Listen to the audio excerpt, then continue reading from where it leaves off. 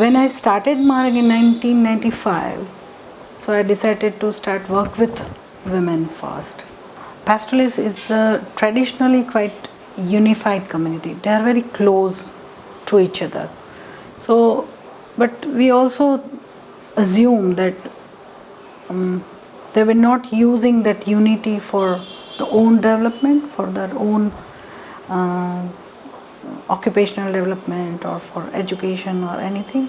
So we thought that we can use their unity for their development. So to organize them is the first step for us, and we started from women's group. So our first meeting, even first exposure visit of the Marag was with women. And then we thought, if we want to have some developmental issues with this group, then education has to be there somewhere. So we focused on education.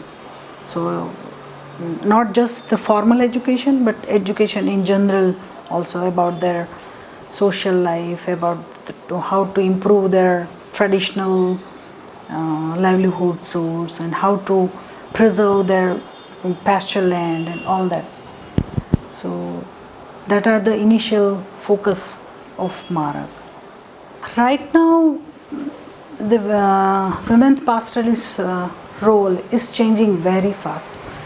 When I saw the women first in 20 years back, in like 1989, first time I met women pastoralists in area, I can say that the role is kind of not just changing, but the reducing also, Compared to other community, like women pastoralists are really strong.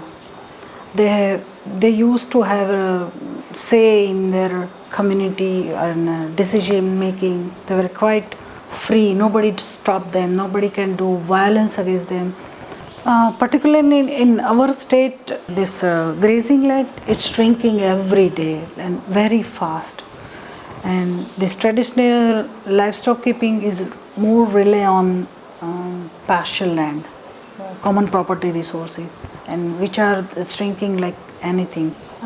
Secondly, the degradation of land and desertification, it's also one more issue. The desert is increasing, and the rich grasslands are also degraded.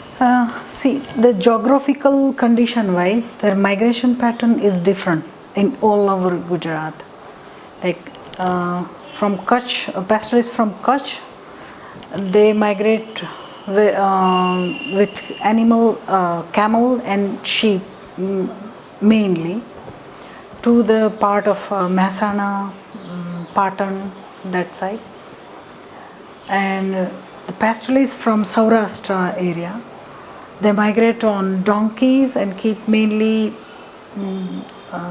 goat, sheep and cows also. So animal preference are different, and their route is also different, both the pastoralist groups. And generally the migrating family, they spend 8 to 9 months outside their villages, either the peripheral of the villages where they have hills or some grazing pocket, or they go far from like thousands kilometer also they migrate. Initially, almost last 10 to 12 years, we are focusing only on grassroots issues, and we are trying to preserve the pasture land, and we fight against law, and we do many things at grassroots level and organize pastoralists and form their pastoralist people's movement, and every year we have organized pastoral parliament and all that. But finally we thought, if we are not reaching at policy advocacy level, at large, at globally, at nationally, then nobody will listen our voice. So now, since last 3-4 years, we are trying to raise our voice bigger and bigger, from grassroots to global, and trying to involve more and more, from state to national to international. So one lady says very interesting word. She says, each of the family, we used to have 100 cows in our household. In Gujarati, she's not in Gujarati but in their language, pastoralist language. She said, "Mal che to mobho che," means if we have a animal, so we are proud.